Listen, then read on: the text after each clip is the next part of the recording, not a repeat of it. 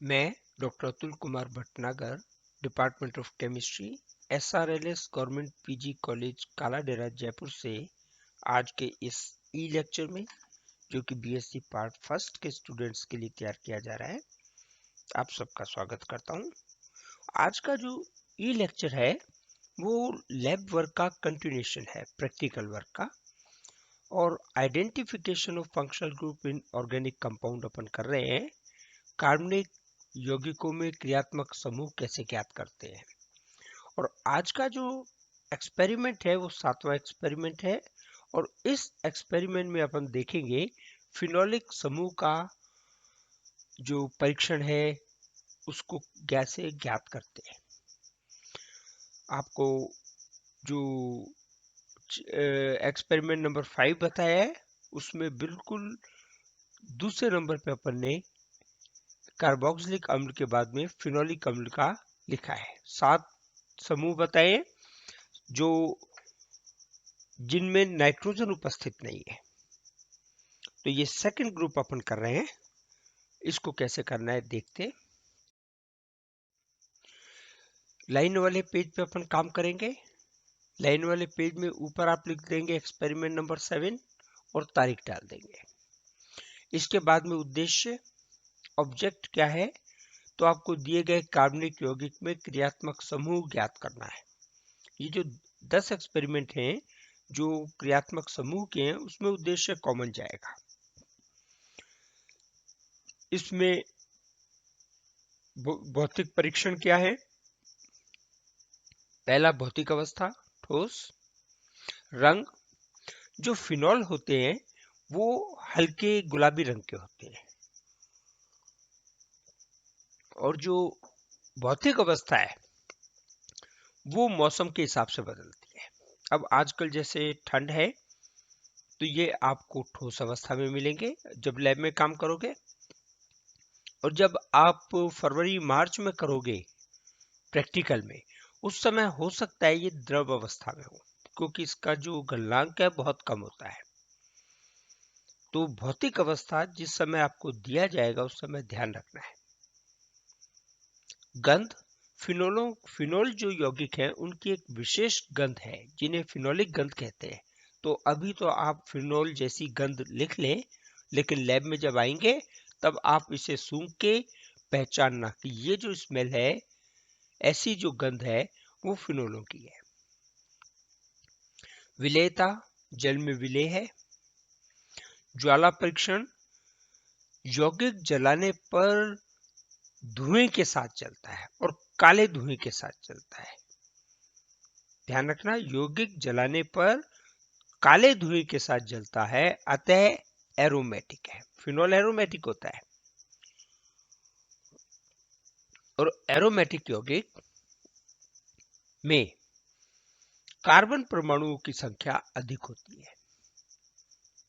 जब कार्बन जलता है तो काले रंग का धुआं उठता है, इसीलिए फिनोल जब जलेगा तो काले रंग के धुएं के साथ जलेगा,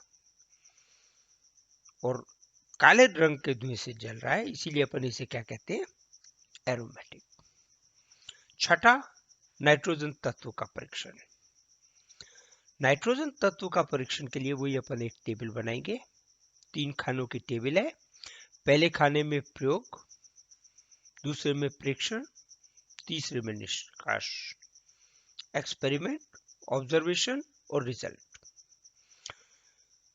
नाइट्रोजन तत्व का परीक्षण क्या है, लैसाने विलेन बनाएंगे, प्लस NaOH डालेंगे, प्लस FeSO4 का विलेन डालेंगे, ताजा विलेन।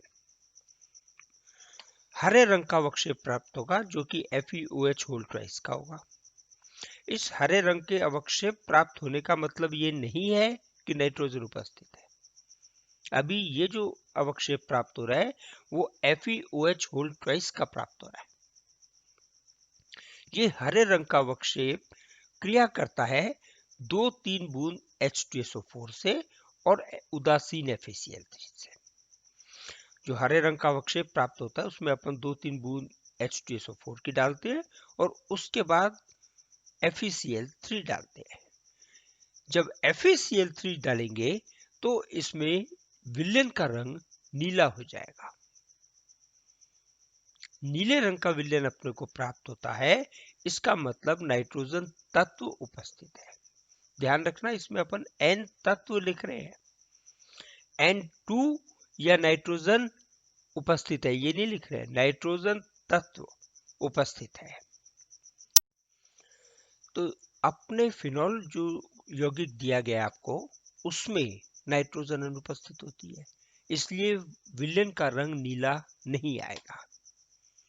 विलयन का रंग नीला नहीं आएगा, और इस विलयन के नीले नहीं आने के कारण अपन क्या कहेंगे,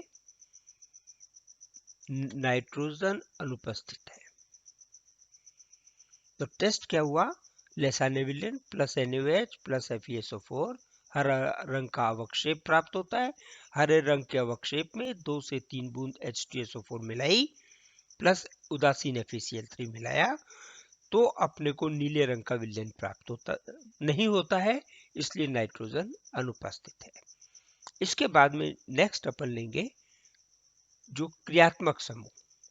क्रियात्मक समूह के परीक्षण में क्या है, सेम टेबल बनेगी, एक पेज पे आ जाए तो बहुत अच्छी बात है, नहीं हो तो दूसरे पेज पे आप लेंगे। उसमें वही 3 चीजें लिखते हैं, पहले कॉलम में प्रयोग, दूसरे में प्रेक्षण, तीसरे में निष्कर्ष। Experiment, observation, result. अब इसका जो पहला टेस्ट है और अम्ल का जो पहला टेस्ट किया था अपन ने, वो सेम है, पदार्थ प्लस जलीय विलयन या पदार्थ का जलीय विलयन प्लस नीला लिटमस। जो नीले रंग का लिटमस है वो लाल रंग के लिटमस में परिवर्तित हो जाएगा। इसका क्या मतलब हुआ, अम्ल या फिनॉल हो सकते हैं, अम्लीय प्रवृत्ति हो गई इसकी, अम्ल या फिनॉल हो सकता है। यदि इसके जलीय विलयन में 5% सोडियम बाइकार्बोनेट का विलयन अपन मिला दें, 5% का सोडियम बाइकार्बोनेट का विलयन कोई गैस नहीं देता। अम्ल में क्या था, तेजी से गैस बुदबुदाहट के साथ निकलती है, इसमें कोई गैस नहीं निकलती।